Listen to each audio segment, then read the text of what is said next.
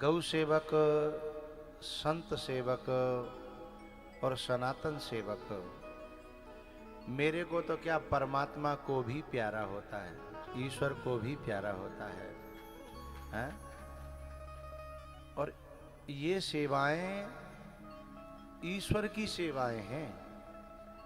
हमारे जो ईश्वर को तो किसी सेवा की जरूरत नहीं है, लेकिन इनके हृदय में, संतों के हृदय में, गायों के हृदय में, बड़े बूढ़ों के हृदय में जो परमात्मा बैठा है, जब उनकी आत्मा खुश होती है ना, तो परमात्मा की आत्मा अपने आप खुश हो जाती है।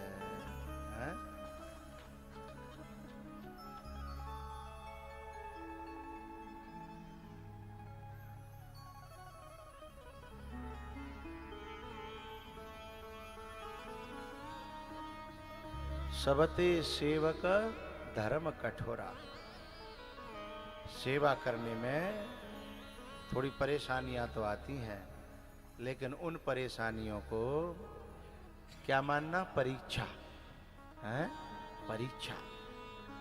परेशानियों को जब परीक्षा मान लेंगे तो परीक्षा देने का आनंद कई गुना हो जाएगा, है? और वह हमारे लिए कृपा का साधन बन जाएगी। और मुझे ये दृश्य बहुत अच्छा लग रहा है, संत की चरण में बैठ कर के, हैं? और 3 स्टार लगे हैं और गुरु के चरणों में बैठे हैं। ये दृश्य मुझे बहुत प्यारा लग रहा है। ऐसा कोई सौभाग्यशाली होता है कि 3 स्टार लगाने के बाद संतों के चरणों की धूल को महत्व दे, हैं? और उनको प्यार करे, हैं? उनके हाथों के नीचे, चरणों के नीचे बैठने का जो सुकून पावे, यह बहुत ही सौभाग्य की बात है। बहुत अच्छा लगता है मुझे, क्योंकि विद्या विनयम ददाती, जे तो नीचो हुए चले ते तो ऊंचो होए, हैं? झुकता तो वही है कि जिसमें जान होती है, और अकड़न तो मुर्दे की पहचान होती है। अकड़न तो मुर्दे की पहचान होती है।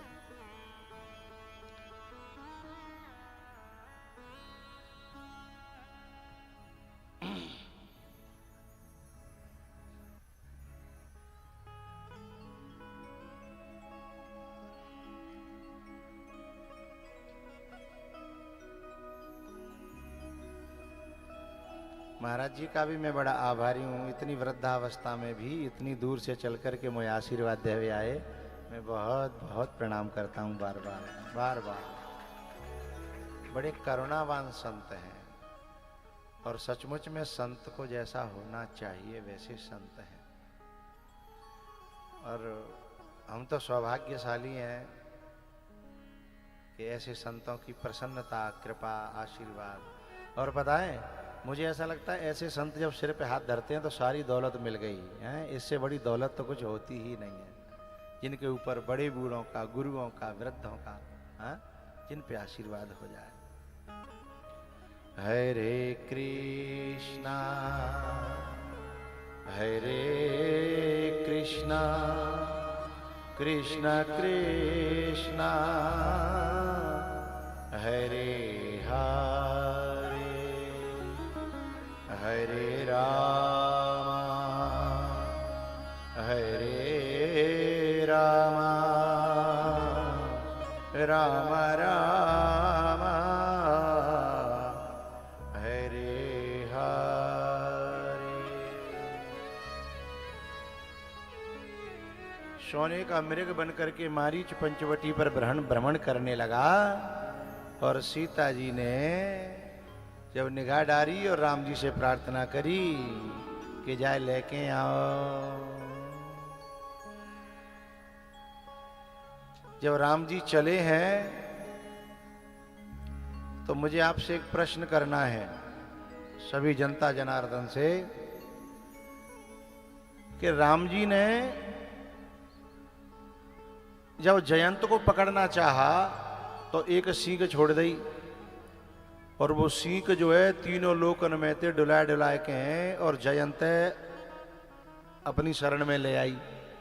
ठीक है, लेकिन जब मृग को पकड़ना था तो वो सींग कहाँ चली गई, वो बाण कहाँ चले गो। अरे एक बाण छोड़ देते तो अपने आप घेर घार के लेके आ जातो, तो राम जी को पीछे पीछे हिरण के भागवे की क्या जरूरत है थी। प्रश्न। अब आप जो है केवल बुद्धि का बस एक आध सेकंड परिश्रम करिए, बताऊंगा तो मैं ही। भाई राम जी, ये बात तो समझ में आई कि राम जी को भागने की जरूरत नहीं थी। जब जयंत के पीछे सीख छोड़ देते हैं तो जाके पीछे बाण छोड़ देते हैं और भागे जा रहे हैं। कभी वो छुप जाता है, कभी वो चट्टी मारता है, भगवान भाग रहे हैं। इसका मैं आपको रहस्य बताता हूं। सीता जी ने वनवास आते समय कहा था कि मैं आपके चरणों के अलावा और किसी चीज को देखूंगी नहीं। तो जब तक सीता जी ने किसी और चीज पर निगाह नहीं डाली तो भगवान ने घर में घुस करके मारा उसको, जयंत को। लेकिन अब सीता जी की निगाह चरणों से हट गई। सीता जी को सोना अच्छा लगने लगा, स्वर्ण अच्छा लगने लगा। तो राम जी ने कहा, राम जी का परमात्मा का और महात्मा का एक नियम रहता है, आओ तो वेलकम और जाओ तो भीड़ कम। जब तक तुम्हारा मेरे चरणों में ध्यान था मैं सारी दुनिया से लड़ जाता, लेकिन अब तुम्हें ही सोनो अच्छो लगन लगे हो तो चले जाओ सोने की लंका में। अब मैं भी हिरण के बहाने इधर जाता हूं और तुम सोने की लंका में चले जाओ। जब मन भर जाए तो बता देना, हम आ जाएंगे।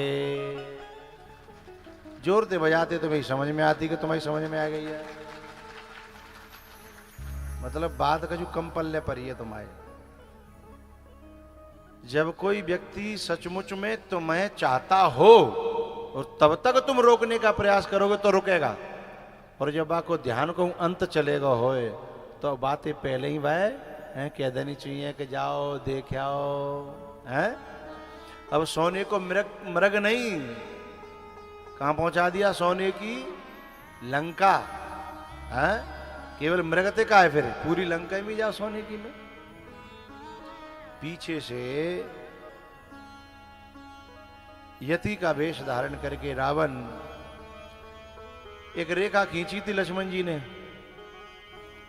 कहा था इसके पार मत जाना, दुनिया की कोई ताकत तुम्हारा अपहरण नहीं कर सकती। रावण तो कोई भी ताकत दुनिया की। अच्छा ये बताओ भैया, रावण बड़ो है कि ब्रह्मा जी? ब्रह्मा जी से वरदान पाता है ना वो। अच्छा रावण बनो कि शंकर भगवान? शंकर भगवान। अच्छा विष्णु भगवान बने कि रावण? विष्णु भगवान। तो रावण की तो क्या औकात, ये तीनों मिलकर के एक बार एक सती को डिगाने के लिए गए, लेकिन वहां ने मर्यादा पार नहीं करी, इसलिए तीनों फैल है कि बाकी बालक बन के घर में रो मत डोले। बात समझ में आ रही? तो जो देश की नारी मर्यादा की लाइन के अंदर रहेगी उसे रावण की तो औकात क्या, ब्रह्मा भी, विष्णु भी और महादेव भी उसको परास्त नहीं कर सकते। और यदि मर्यादा लांघी, पिता की आज्ञा की मर्यादा लांघी, मां की आज्ञा की मर्यादा बोलो बोलो लांघी, गुरु की आज्ञा की मर्यादा लांघी है, तो फिर ये रावण हरण करके ले जाएगा। है फिर जो है राक्षसियों के बीच में लंका में है 10 महीना है भूखे प्यासे रोते पिप्याते मरना पड़ा। और यदि मर्यादा को उल्लंघन नहीं किया होता है तो रावण की क्या दम थी, एक कदम भी भीतर रख दे। हैं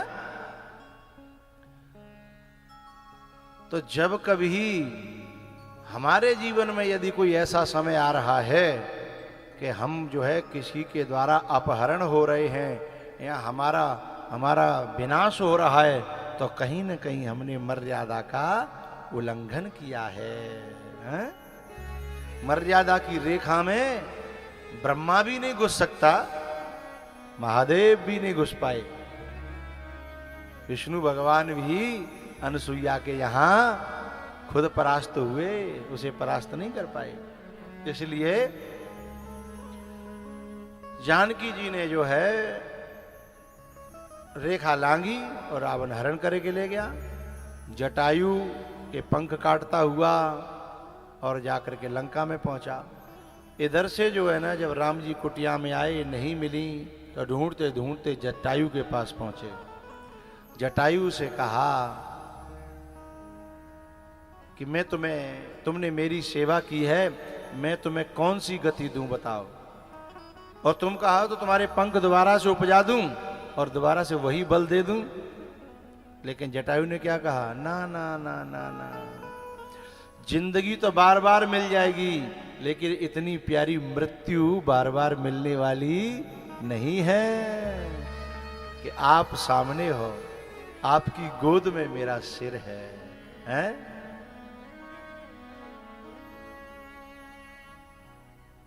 ऐसी मौत कहां मिलेगी। जन्म जन्म मुनि जतन कराई और अंत राम कहे आवत नहीं। ऐसा मौका कहां मिलेगा, हैं? इसलिए मुझे जिंदगी नहीं, इस समय जिंदगी से प्यारी मौत लग रही है। अच्छा, राम जी कहने लगे कि तात कर्म निज ते गति पाई। बोले आप, मेरी कोई कृपा नहीं है जाम, तुमने अपने ही कर्मों से ये सदगति पाई है। कौन सी गति दी राम जी ने? मुक्ति दी, और वो भी सारूप्य मुक्ति। अपने धाम अपना रूप दे करके भेजा, है? अपना रूप। गीध देह तजे धरे हरि रूपा, है? ये मुक्ति दी, सारूप्य मुक्ति। लेकिन जब राम जी ने ये कहा कि तात कर्म निजते गति पाई, तो जटायु को भी शंका भई और हमको भी शंका भई कि गीध के ऐसे कौन से कर्म है जो माने अपने कर्म से मुक्ति पा ली। गीध का खान पान बताओ, शाकाहारी होता है क्या? मूड तो हलाया तो करो।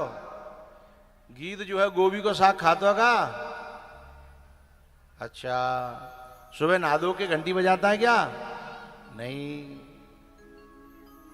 तो वेद पुराण पढ़ता होगा? नहीं। फिर ऐसा कौन सा कर्म है गो? अरे भैया, जाते ज्यादा अच्छे कर्म तो पितामह भीष्म ने करे, लेकिन वाको वो मुक्ति नहीं मिली। भगवान ने अपने हाथंते पितामह भीष्म की क्रिया नहीं करी, जटायु की क्रिया करी। अपने गोदम बिठाए जटायु, भीष्म नहीं बिठाए। और भीष्म तो बाणों की सैया पे जन कैद ना परे रहे, मरत रहे, भगवान आए नहीं। और यहां तो तुरंत भगवान आए। फिर ऐसा कौन सा क्या था? और पितामह भीष्म ने तो ब्रह्मचर्य का पालन किया, सुबह नादों के भजन किया, है, सत्यवादी बने रहे, धर्म का पालन किया। वो जटायु ने तो कुछ नहीं किया, है? अरे मरी मराई लहसन ने जो खातो रहो हो, है? वो का भजन करेगा बेचारो, बातें का आशा करे। फिर ऐसा कौन सा कर्म बन गया जो राम जी खुद कह रहे हैं कि तात कर्म निज ते गति पाई। बताऊं कि रहने दूं? अच्छा, ध्यान रखिएगा, साधना अपनी जगह है, भजन अपनी जगह है, सत्य अपनी जगह है, ब्रह्मचर्य अपनी जगह है, तपस्या अपनी जगह है। लेकिन एक बात ध्यान रखना, कभी किसी को हमारी मदद की जरूरत हो, कहीं हमारी सेवा की किसी को विशेष जरूरत हो, तन मन धन, और वास में यदि हम मोह मोड़ गए, आंख फेर गए, तो समझिएगा पितामह भीष्म की तरह बाणों की सैया पर सोना पड़ेगा।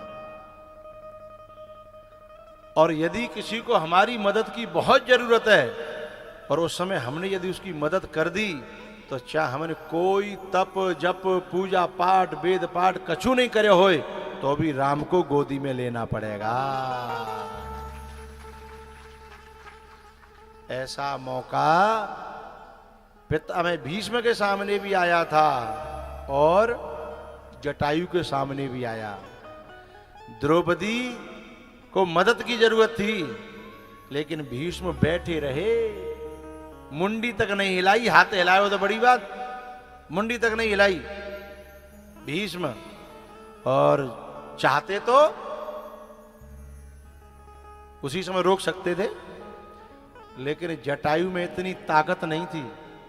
लेकिन जटायु ने क्या किया, पंख कटवा लिए, लेकिन मदद करी।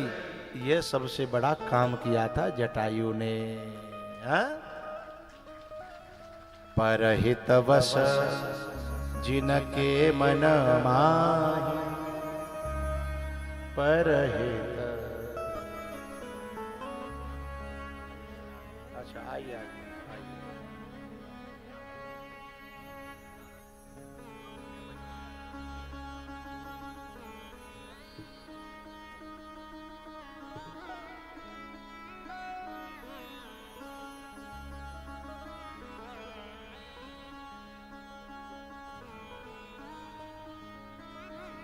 जिसको आना चाहिए वह तो चढ़ने ही ना दे रहे हैं।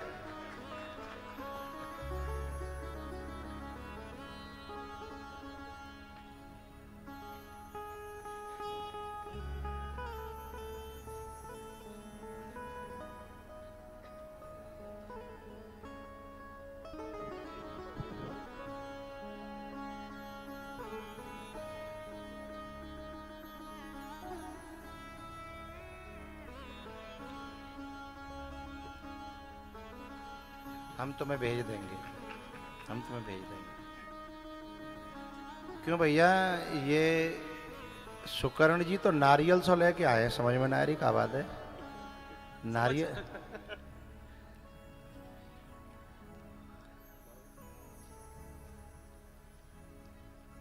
ये बोलना चाहें तो कुछ बोल सकते हैं, हैं? हाँ कछु कह नहीं हो तो कहा। अच्छा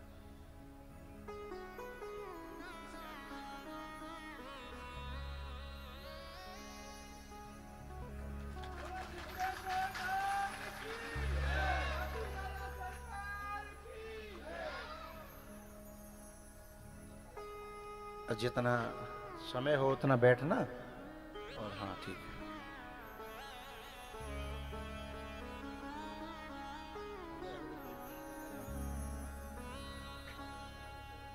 ये जिगना में कथा हुई थी तब आए थे, उसके बाद आज आए हैं।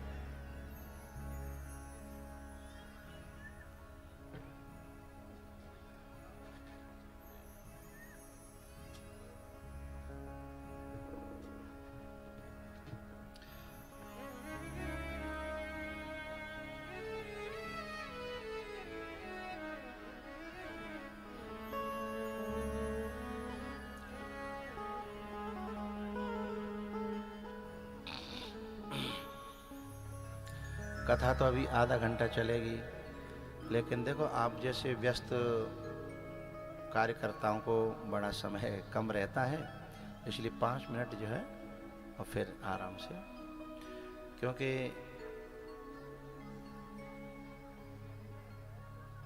जनता की सेवा में तुम्हारा समय कम लिया जाए तो ही ज्यादा बढ़िया है। जो समय सेवा में लगे तो अच्छी बात है ना।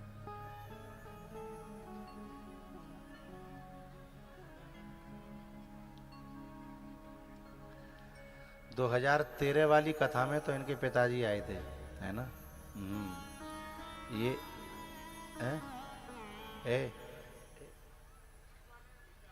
हाँ 21 वाली में ये आए थे।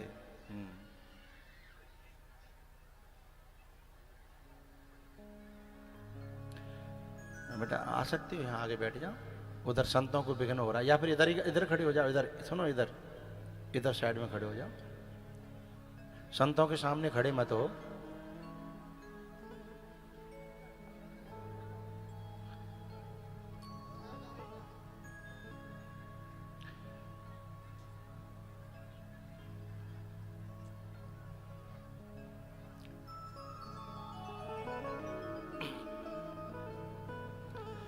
हरे कृष्णा।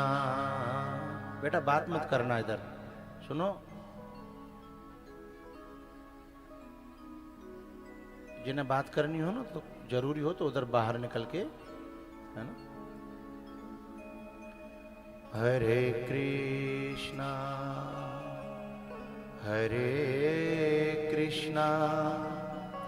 कृष्णा कृष्णा हरे हरे, हरे रामा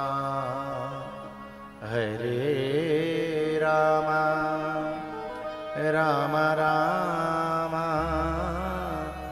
हरे हरे। तो जब जटायु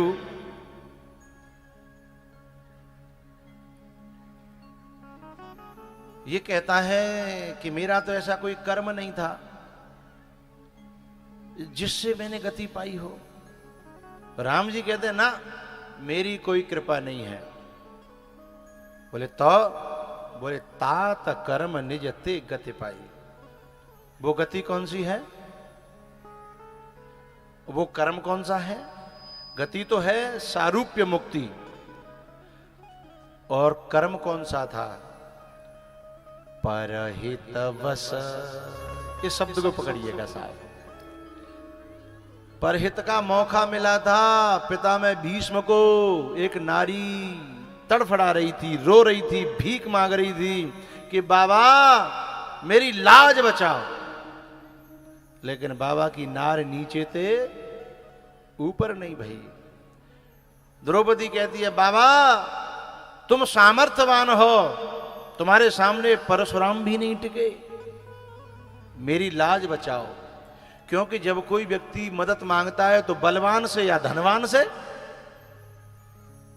जब कोई व्यक्ति मदद मांगता है तो बलवान से और धनवान से। लेकिन उस समय कोई व्यक्ति गर्दन नीची करके रह जाए और यदि उस मदद मांगने वाले की मदद न हुई तो उसके दिल की बद्दुआ उस व्यक्ति को बाणों की सैया तक पहुंचा देती है। इसलिए भगवान पिता में भीष्म के माथे पर हाथ नहीं फिराते। और जटायु, जटायु की धूरे जटा न सोझारी, जटायु की धूरी जटा न सोझारी।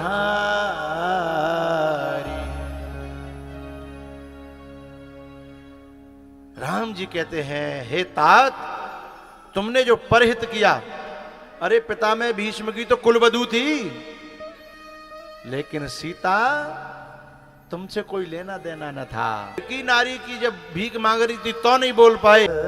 कछुना ये अभी जो लोग आए थे स्वयं सेवक लोग हैं, ये सेवा कर रहे हैं, इसका परिणाम क्या होगा इनको भी पता नहीं है। क्योंकि ऐसे ऐसे लोग जो कभी स्वयं सेवक थे, उन्होंने कभी सोचा नहीं था कि हम मंत्री बनेंगे, कि मुख्यमंत्री बनेंगे, कि प्रधानमंत्री बनेंगे। उन्होंने केवल देश की सेवा चुनी थी, उन्होंने देश की सेवा चुनी थी। उनको ये पता नहीं था क्योंकि सेवा के गर्भ में क्या छुपा है ये उस सेवक को भी पता नहीं होता। ये तो प्रकृति लाकर उसकी झोली में डाल देती है कि ले तू इसके लायक है, क्योंकि तू स्वयं सेवक है, तू स्वार्थी नहीं है। स्वार्थी व्यक्ति से प्रकृति छुड़ा लेती है और परमार्थी व्यक्ति को पकड़ करके कि ले जिन्होंने सोचा भी नहीं था कि हम यहां पहुंचेंगे। क्योंकि इस चौपाई में एक बड़ी प्यारी बात छुपी है।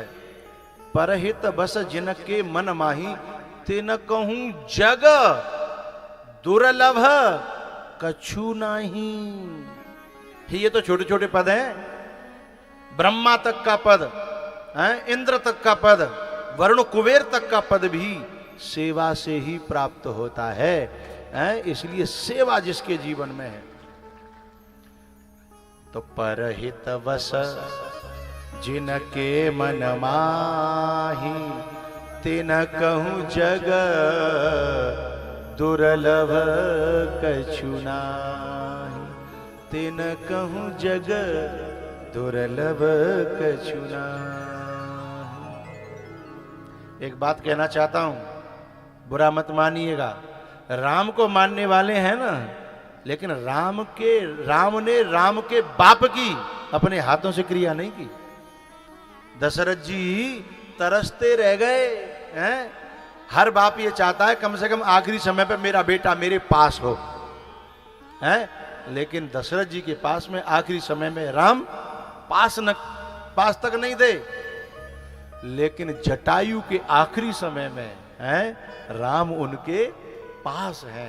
केवल काय की देन है। कोई भजन किया, कोई तप किया, है कछु वेद पढ़े, कोई यज्ञ करे, है कछु और करो का, है न नहायो न धोयो न कछु।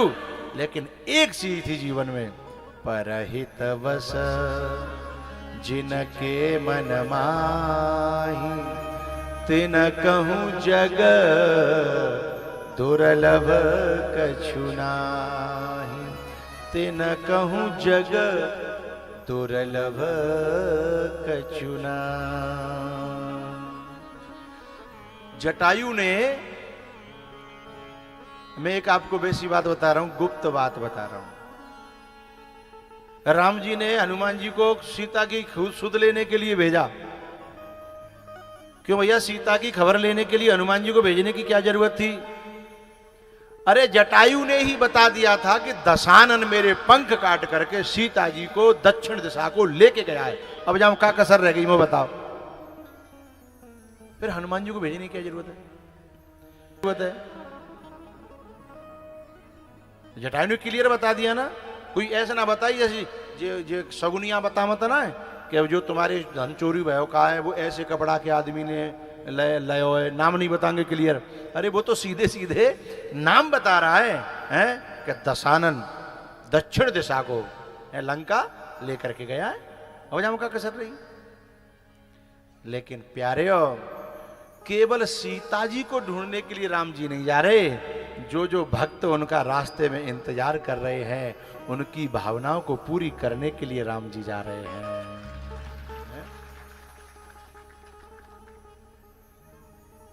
प्रेम के बंधन में मोहन बंध गए, प्रेमियों ने जो बनाया बन गए, और प्रेम के बंधन में मोहन बंध। वो प्रेमी खींच रहे थे, इंतजार कर रही है सवरी इंतजार कर रही है। जादनाते गुरुजी कह के गए हैं कि एक दिन तेरी कुटिया पे श्री राम आएंगे। हैं?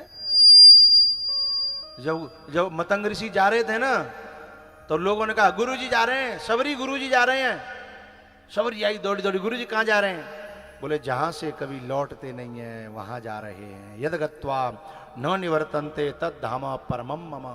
बोले अच्छा गुरुजी आप कभी लौटेंगे नहीं? बोले नहीं। तो फिर मेरा क्या होगा? अब मुझे आगे क्या करना है, मुझे तो बता के जाओ। तब गुरुजी कह के जाते हैं कि तेरे को बेटा कहीं आने जाने की जरूरत नहीं है।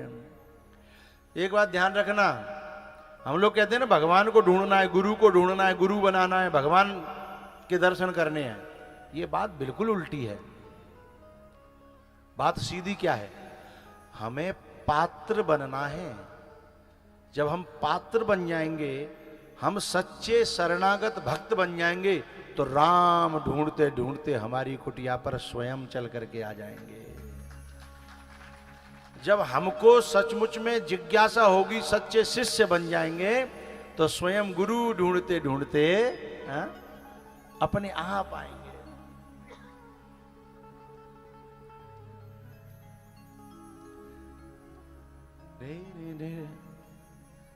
एक पंक्ति है,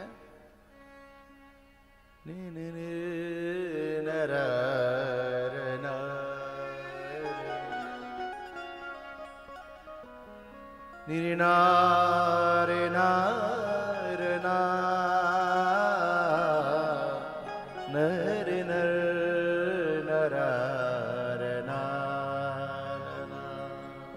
आते जाते रहिएगा, ठीक है। एक दिन तेरी कुटिया पे, गुरुजी कह रहे हैं श्री राम आएंगे, दिन तेरी कोटिया पे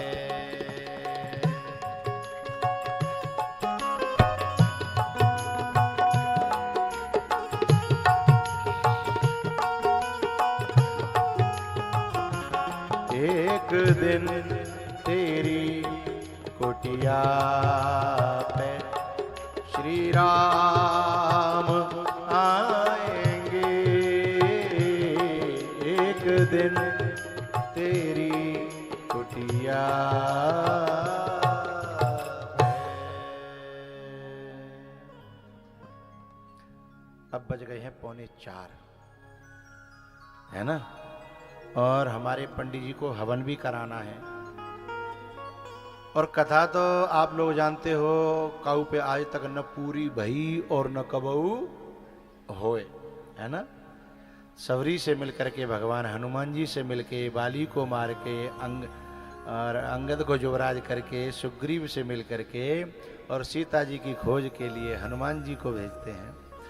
हनुमान जी जो है ना, वो स्वयं प्रभा से मिलके, सुरसा से मिलके, सिंहसा से मिलके, लंकिनी से मिलके, वाटिका में जा करके और लंका को जला करके सुध लेकर के आते हैं। ठीक है, ये सब शॉर्टकट मार रहे हैं हम, ठीक है?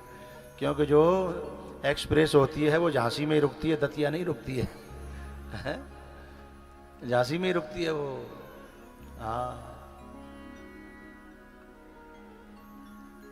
जब सुध लेकर के आए हनुमान जी, तब फिर पुल बनाया गया, उस पार पहुंचे, अंगद को भेजा। लेकिन रावण की समझ में आने वाली बात, क्योंकि अहंग रोग की दवा है, लेकिन दो चीजों की दवा नहीं है, वहम की और अहम की। वहम की और अहम की दवा नहीं है, क्योंकि वहम जिसको होता है उसे भी दूसरे में दोष दिखाई देते हैं, और अहम जिसको होता है उसे भी दूसरे में ही दोष दिखाई देते हैं। अब इन्हें सुधारे को अंगद भी लौट आए। फिर जब चढ़ाई करी, युद्ध हुआ, पहले कुंभकर्ण मर्यो, फिर मेघनाथ को नंबर आयो, फिर मेघनाथ के पापा जी आए 10 घोपड़ियों से, 20 भुजाओं से युद्ध करने के लिए। लेकिन भैया काफी देर तक भगवान लड़े, लेकिन बात नहीं बन रही थी, क्योंकि जिम जिम हर प्रभु तासु सिर तिम तिम होय अपार है। फिर विभीषण ने मदद करी कि नावे कुंड पीयूष बस जाके, नाथ जियत रावण बल ताके। भगवान ने 31 बाण नाभि कुंड के सहित सुपड़ा साफ किया। मंदोदरी को पता लगा रणभूमि में रोने के लिए आई, तो क्या देखा कि जिन खोपड़ियों पे त्रिपुंड लगा था, रावण का सिर जो गुरु के सामने भी नहीं झुकता था, वो सिर को लेकर के शाम का वक्त हो गया है, और एक कुत्ता और एक गीदड़ भाई खचेर के ले जा रहे हैं रणभूमि में से। जब शाम होती थी तो सियार और कुत्ते, उनकी तो बढ़िया दावत चल रही थी ना, तो शाम को आते थे, खचेर के ले जा रहे। तब मंदोदरी कहती, अरे राम राम राम राम, ये वही सिर है जिसे झुकाने में बड़ा संकोच करता था रावण, है आज वह कुत्ता खचेर के ले जा रहा है, सिर पे धर के ना ले जा रहा हो, खचेर के ले जा रहा है। प्यारेओ, जो शीश बुजुर्गों के सामने, गुरुओं के सामने, वृद्धों के सामने, माता पिता के सामने झुकता नहीं है ना, उसे किसी दिन इसी प्रकार से कुत्ते खचेड़ते हैं, चाहे वो कितनों बड़ो हैगो होए, कितनों बड़ो हैगो होए, यदि वो झुकेगा नहीं तो ऐसा होगा। उसके बाद सीता जी को बुलाया है राम जी ने, और विमान पे चढ़ करके जब जाने को हुए तो पता है सब बंदर भालू कहने लगे, प्रभु अब हम कहाँ जाएं, हम तो आपके लिए लड़ने के लिए घर परिवार छोड़ के आए थे। बोले आपने मेरी बड़ी सेवा करी, बड़ी मदद करी, अब अपने अपने घर जाओ। लेकिन कछु लोग ऐसे थे, उनको अयोध्या ले जाना था, वो चढ़ा लिए। अयोध्या पहुंचे हैं तो सब लोग कह रहे थे कि भैया कल तिलक करेंगे, हारे थके आए हैं। तब तक कछु लोग बोले ना, कल के चक्कर मत रहो, एक रात में तख्ता पलट जाता है? पहले एक ही रात में गड़बड़ है गई, इसलिए तिलक होगा आज। तो प्रथम तिलक वशिष्ठ मुनि की नाम। उसके बाद कई महीने बीत गए, तब राम जी ने सभी बंदरों को और सभी उनको सेवकों को बुलाया कि अब अपने अपने घर जाओ, हैं? अपना अपना घर संभालो। सभी सेवक भगवान के रोने लगे हैं, क्योंकि जब तक संसार में व्यक्ति रहता है तो संसार में मन लगता है, लेकिन जब व्यक्ति कथा में आ जाता है, राम की शरण में आ जाता है, संतों के संपर्क में आ जाता है, तो फिर उसका मन घर में नहीं लगता, दुनिया में नहीं लगता। और जबरदस्ती भेजो जाए तो फिर उसकी आंखें भर आती हैं। अब जैसे जो यज्ञ हो रहा है, इस यज्ञ में कछु बालक न को अपने न घर को होश है, न काम, अपने घर के काम धंधे न को होश। वे दिन में और रात में दिमाग ते यही डरे रहता है।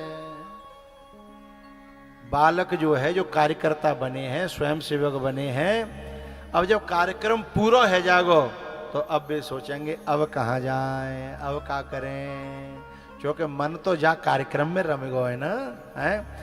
जो माताएं रोज कथा सुनने के लिए आई है ना, है? विन के जन कितने काम तो पेंडिंग में पड़े होंगे, हैं? कछु ऐसे कार्यकर्ता होंगे जिनने अपने सब रिश्तेदारों से कह दियो 9 दिन तक फोन मत करियो, 9 दिन बाद तोते बात करूंगो, जब भंडारो है जागो बातें पहले मोती बात मत करियो। इन माताओं ने कह दियो कि अपने अपने घर वाले सुनो, 9 दिन तक मुझे टोकियो मत, बाकी बाद में तुम्हें जो करना हो सो कर लियो। बहुत सी माताएं ऐसी होंगी जिन्होंने अपने घर में कपड़न के ढेर कर रखे होंगे, कथा पूरी होने के बाद धोएंगे, हैं? अब ही हम पे कोई काम संसार को नहीं होगा। अब तो जल्दी जल्दी चलो, कथा में जानो है, हैं? और जल्दी जानते पहुंचे, तुरंत घर के काम करने हैं, कछु रात में करने हैं, कछु सवेरे करने हैं, और कछु है गए तो है गए, और रह गए तो 9 दिना को पता लगे नहीं लगे। लेकिन अब पता लगेगा, आज के बाद दिन कटना भारी हो जाएगा।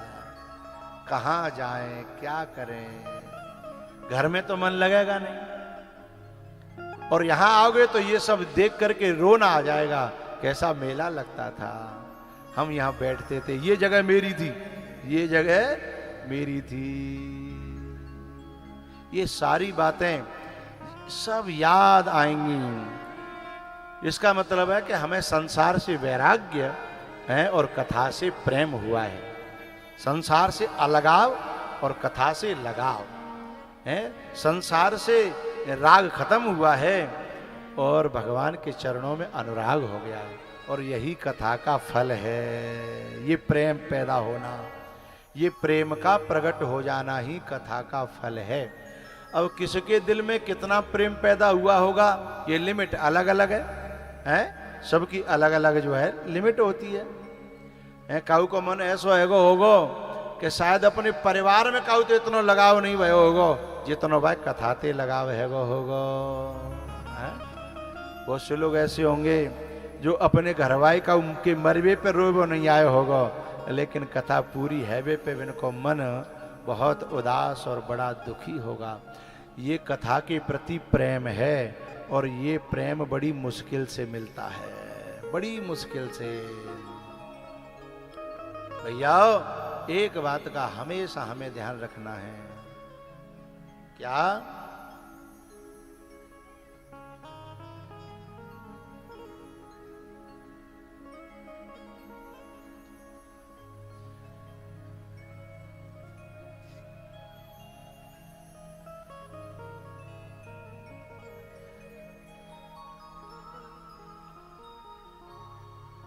बुजुर्गों की दुआओं से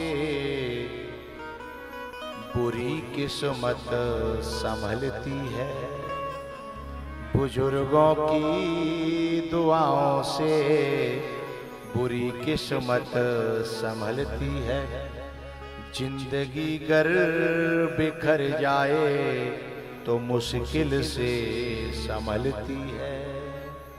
अगर किस्मत से मिल जाए तो फिर बर्बाद मत करना, अगर किस्मत से मिल जाए तो फिर अपमान मत करना।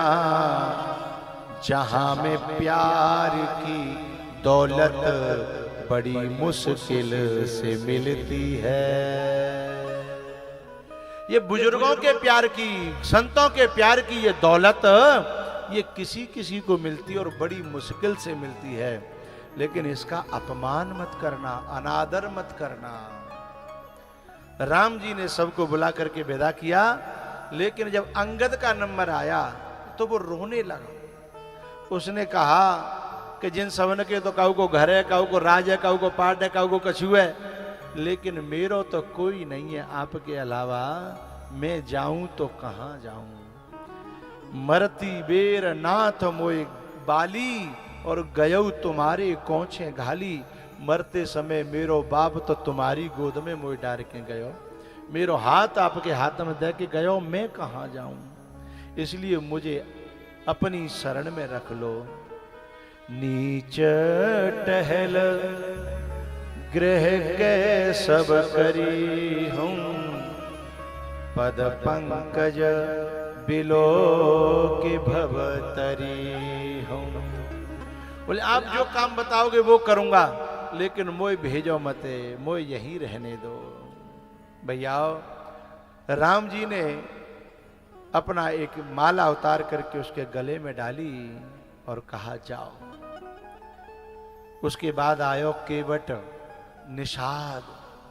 उसने कहा कि प्रभु मेरे लिए क्या आज्ञा है। तो राम जी ने किसी से नहीं कहा कि आते जाते रहना, लेकिन केवट से कहा सदा रहेऊ पुर आवत जाता, सदा रहेऊ। बोले केवट तुम आते जाते रहना। क्यों? क्योंकि और जितने थे उनके भाव अलग थे, लेकिन केवट निष्काम भक्त था भगवान का।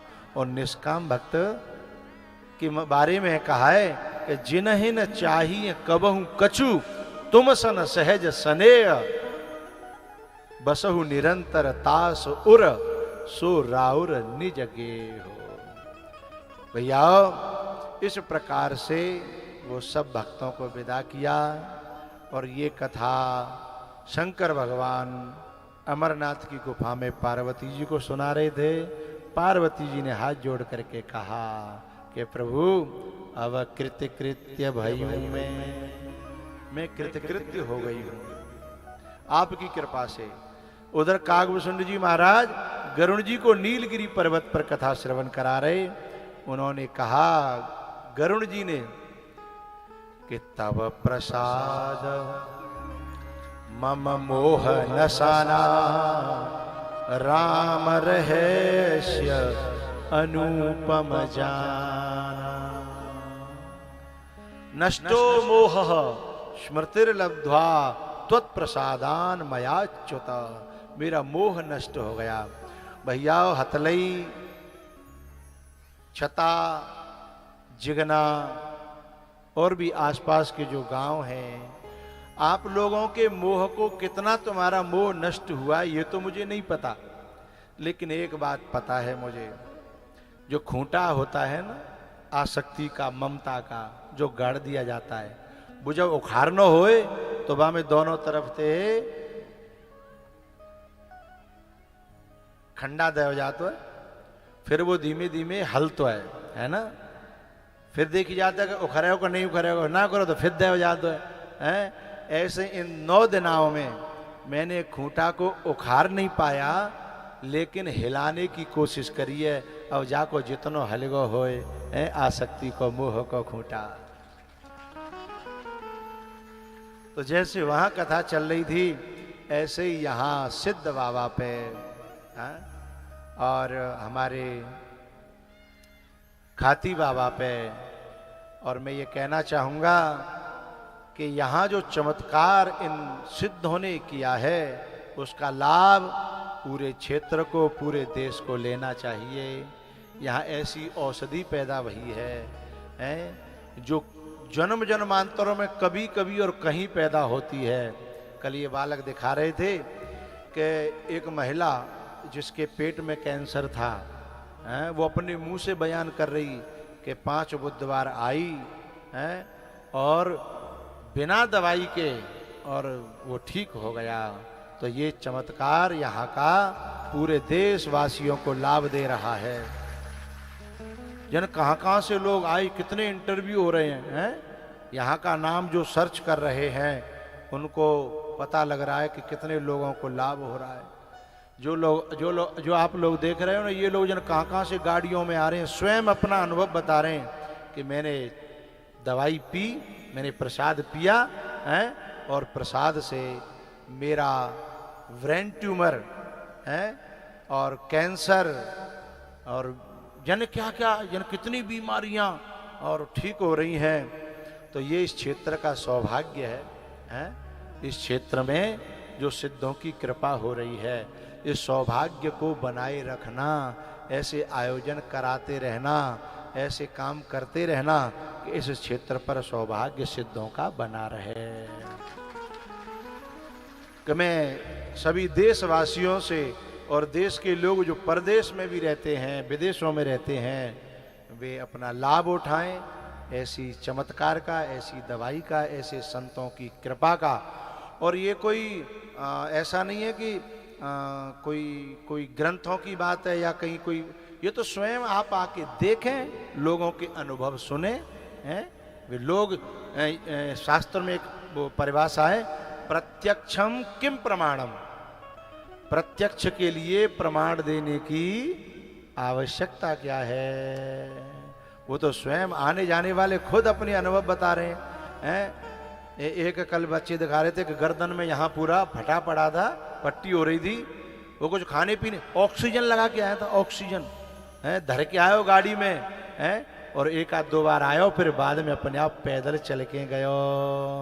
तो जिस सिद्धों की कृपा है, ये भारत भूमि है, यहाँ पर ऋषि मुनियों की जन कब से कृपाएं होती रही हैं। तो आज वो कृपा ये बताने के लिए चमत्कार होते हैं कि ये मत समझना कि कलयुग आ गया तो संतों की कृपा नष्ट हो गई है, शक्ति नष्ट हो गई है। समय समय पर संत भगवान, सिद्ध भगवान अपना चमत्कार दिखाते हैं रोगियों पर कृपा करने के लिए। तो और उससे भी ज्यादा खुशी की बात यह है कि यहाँ जो लोग आ रहे हैं और जो लोग धन की सेवा कर रहे हैं, तो उस धन को ये बालकों ने बहुत अच्छे काम में लगाया, यज्ञ कराया, ज्ञान यज्ञ भी कराया है और द्रव्य यज्ञ भी कराया 9 दिन का। तो ज्ञान यज्ञ से विचार पवित्र हुए हैं और द्रव्य यज्ञ से पूरा वातावरण पवित्र हुआ। इसके लिए इन बच्चों को मेरी बहुत बहुत शुभकामनाएं। अभी खड़े नहीं होंगे, मेरी प्रार्थनाएं। बाबा अभी नहीं, बीच में नहीं बैठ जाओ, बस 5 मिनट और लूंगा, 5-7 मिनट। तुम कह दोगे तो 10 मिनट ले लूंगा। तुम्हारी भैंस भूखी बंधी होगी तो नेक और भूखी रह लेगी, है? तो जिन बच्चों ने, जिन कार्यकर्ताओं ने यहाँ इतने दिन तक सेवा करी है, भूखे रह करके, प्यासे रह करके, गाली सुन करके, इल्जाम खा करके, बुराइयां पी करके, जहर पी करके, क्योंकि इन कामों में बुराइयां तो मिलनी हैं, लेकिन इनको पी करके भी जिन्होंने इतना बड़ा वजन अपने सिर पर उठाया है, उन सभी बच्चों को व्यासपीठ से मेरी शुभकामना। हे सिद्ध बाबा, इन पर कृपा बनाए रखना, इनको बल, बुद्धि और ऐसी धन की क्षमता देना। अभी ये इच्छुक तो हैं बड़े बड़े कार्यक्रम कराने के, लेकिन अभी इतनी क्षमता नहीं है धन की। लेकिन भगवान से मेरी सिद्ध बाबा से प्रार्थना कि इनको ऐसी क्षमता देना कि इनको किसी के सामने हाथ फैलाना न पड़े और ये खुद समर्थ हो जाए। हे खाती बाबा, तेरी सेवा का फल इनको मिलना चाहिए।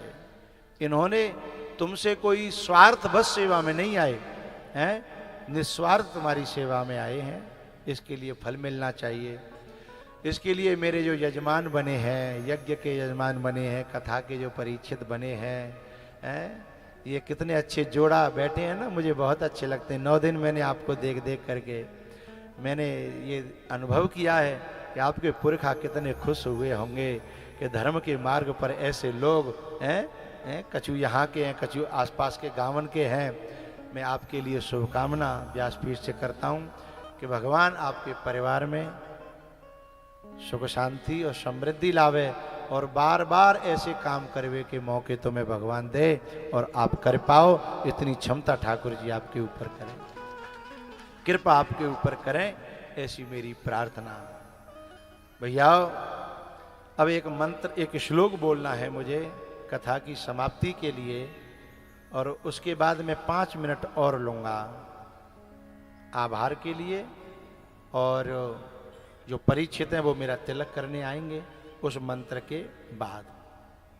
हाथ जोड़ लेंगे, सीधे बैठ जाएंगे, आंखें बंद कर लेंगे।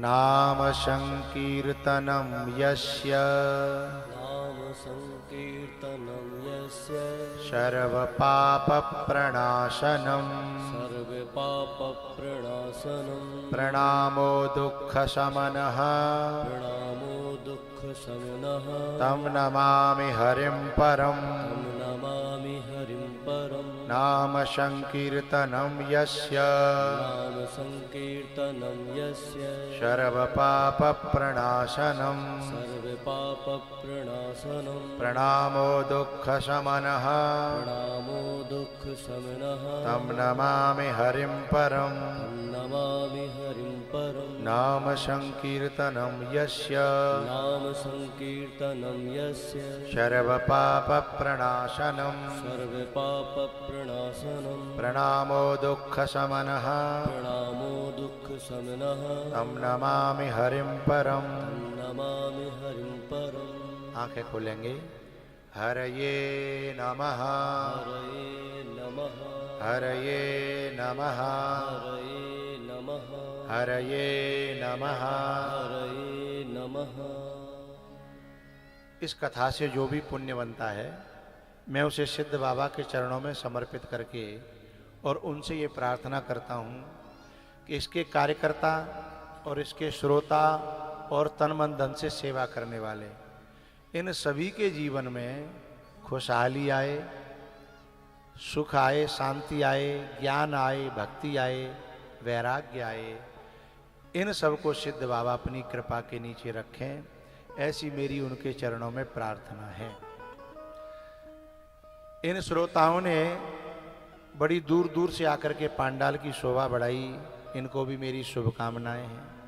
इन माताओं ने, इनके सामने बड़े झंझट रहते हैं, पहले आदमी मनाओ, फिर सास ससुर मनाओ, देवर जेठन मनाओ, जे मन जाए तो अड़ोसी पड़ोसी ना चैन लगन देते ही है कि गई सिद्ध बाबा पे, तो विनती सुनो। उसके बावजूद भी कथा में आना है। इन 9 दिनों में जो माता बहनें कथा में आई उनको भी मेरी शुभकामना। और संत भगवानों ने मंच को आकर के सुशोभित किया, उनके चरणों में मेरा बार बार नमन, बार बार प्रणाम। जय सिया राम।